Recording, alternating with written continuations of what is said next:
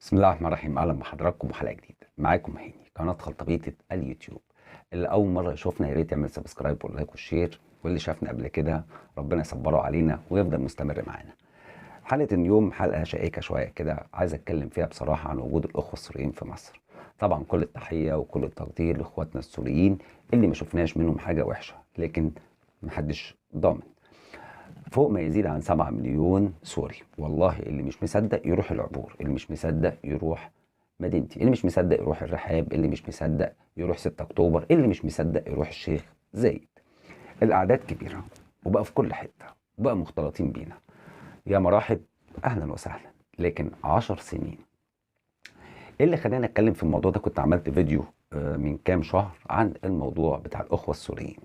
اولا انا ولا بدعو للكراهيه ولا بدعو للمضايقه بينهم، بالعكس هم حبايبنا وهيفضلوا طول عمرهم حبايبنا.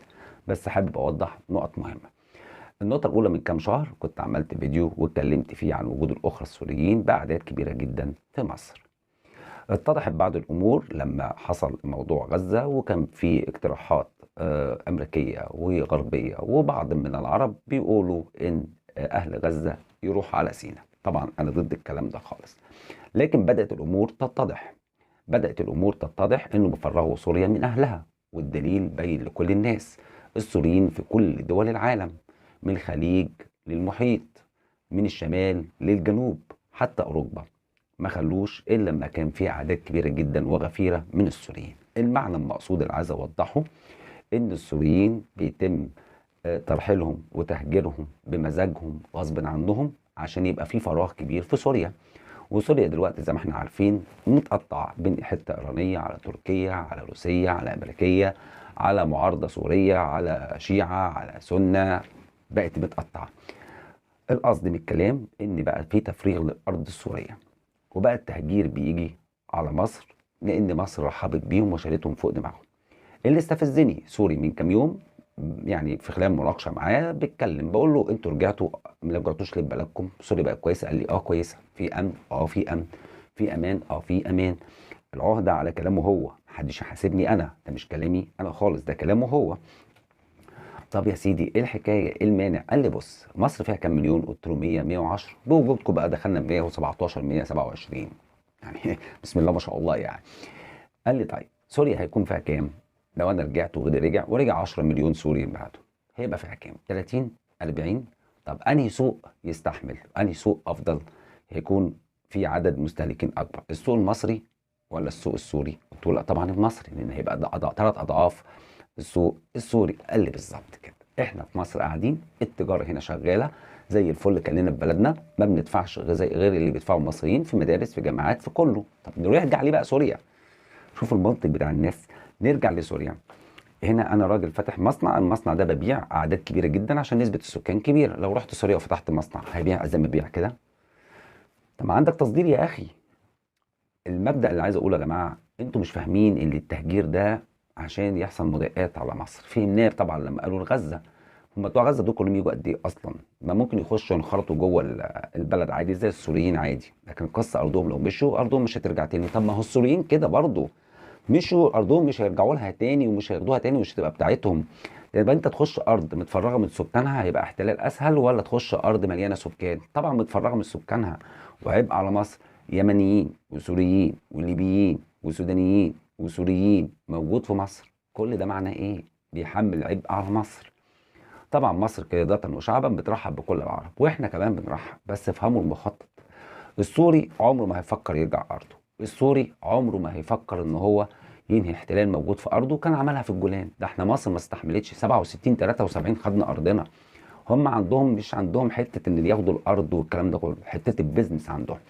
عندهم هم شطار في التجاره عشان بيضحوا بحاجات كتير جدا، اهم حاجه التجاره واهم حاجه البيزنس. للمره التانيه ولا كراهيه ولا ضيق منهم، فوق راسنا، بس هم لازم يفهموا ان ليهم بلد. لازم يفهموا ان بلدهم بتتفرغ من السكان. لازم يفهموا ان بلدهم مين. يعني انت لما يكون 40 مليون موجود في بلد غير ما يكون 20 مليون موجود في بلد، انت اديت لهم براح وكل حاجه. طب قلنا الستات والعواجيز والكبار والمرضى، لا ده دخل شباب، ده في ناس اتولدت هنا وبقت شباب، ده في ناس جت عندها 10 سنين بقت عندها 21 سنه خلاص.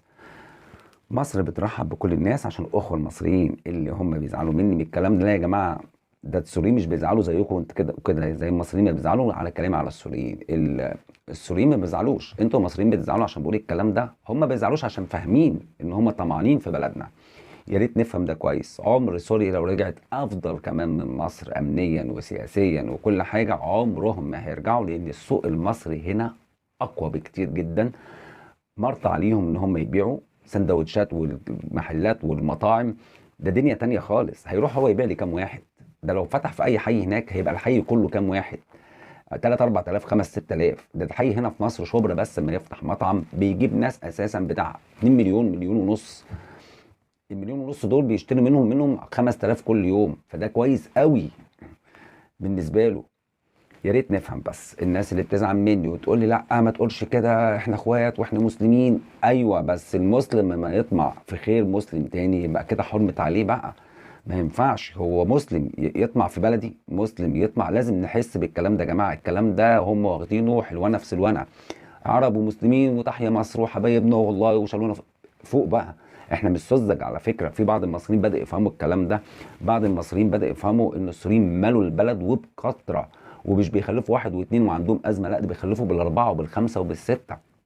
انا والله رحت سنتر في العبور مش عارف امشي، ما بقاش في مصريين، المحلات كلها في المول سوريين، عاملين ملاهي في المول سوريين، اصحاب الملاهي واللي بيلعبوا سوريين. فلازم نفهم يا جماعه، في حته واقعه هنا احنا مش فاهمينها، ان الناس دي بتتمسكن لحد ما تتمكن. وبكره هتلاقي في قوميات سوريه وقوميات سودانيه وقوميات، وهتلاقيهم ليهم تاثير في الواقع، وهتلاقي ناس بتاخد جنسيات، وهتلاقي الحوار مختلف تماما. مش دي مصر اللي كلها مصر.